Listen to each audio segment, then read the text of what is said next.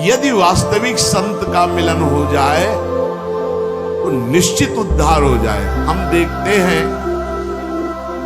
कि संत मिलन भी हो गया और हमारा कल्याण नहीं हुआ, हमारा दोष नहीं नष्ट हुआ, तो इसका मतलब है कि अभी हम उनकी आज्ञा पर नहीं, जो आज्ञा कर रहे हैं उनका पालन नहीं कर रहे।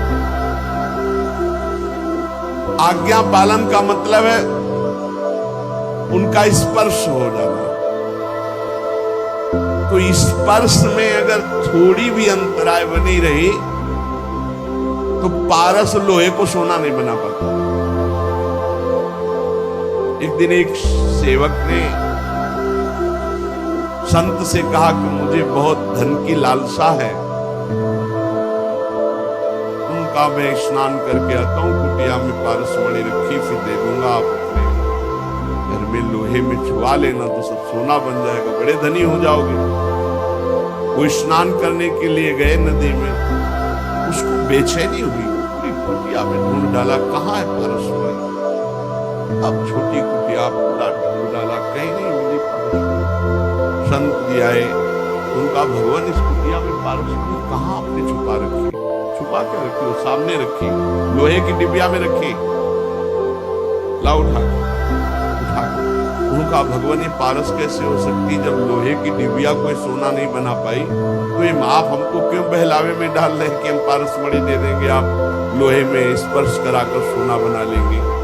उनका रुक जाओ, खुला और रुई का बीच में भेद है, पर्दा। बोले देखिए लोहे की डिबिया और बीच में रुई और ऊपर पारस मणि, इसलिए सोना नहीं मिला। ये हटा करके सीधे स्पर्श कराया, सोना बना। जब तक हम मनमानी अहंकार से प्रेरित होकर आचरण करेंगे तो संत संग होने पर भी स्पर्श प्राप्त नहीं हुआ, नहीं तो लोहा स्वर्ण बन जाता है पारस के स्पर्श से। और संत आप उस सरिस चाहे सबकी ना, वो अपने समान बना देते हैं। संत मिले, लाभ नहीं हुआ, इसका मतलब है आपने सत्संग को धारण नहीं किया, आज्ञा पालन नहीं की, मनमानी आचरण किए। लेकिन फिर भी तुम्हें निराश नहीं होना। ध्यान दीजिए, संत बहुत बड़े धनी हैं और हम दरिद्र हैं। एक और प्रणाली है वसीयतनामा। अपनी संपत्ति को अनाधिकारी को भी दे सकते हैं, दे सकते हैं। तभी कहा है कि संतन के संग लाग तेरी अच्छी बनेगी। नहीं हम आचरण उतार पा रहे, हम उस कोट से नहीं आज्ञा पालन कर पा रहे, हम गला भी नहीं छोड़ने वाले, आपके गले पड़ गए। अब हम आपको छोड़ने वाले नहीं, आपका पीछा छोड़ने वाले नहीं, हम आचरणहीन हैं, आपके योग्य नहीं, पक्की बात, पर हम आपको छोड़ने वाले नहीं। ऐसे पीछे पड़ जाए, वो दुत्कारे, चलो उनके पीछे पड़ जाओ, तो बोले उनको अपनी भागवतिक संपत्ति का वसीयतनामा करना आता है। और आज तक इसी पद्धति से परम पद मिला है। संतों की आज्ञा पर अक्षरशः तो कोई संत ही चल पाएगा, अपने तो साधारण जीव है, उनकी आज्ञा में कहीं न कहीं त्रुटि तो हो जाती है।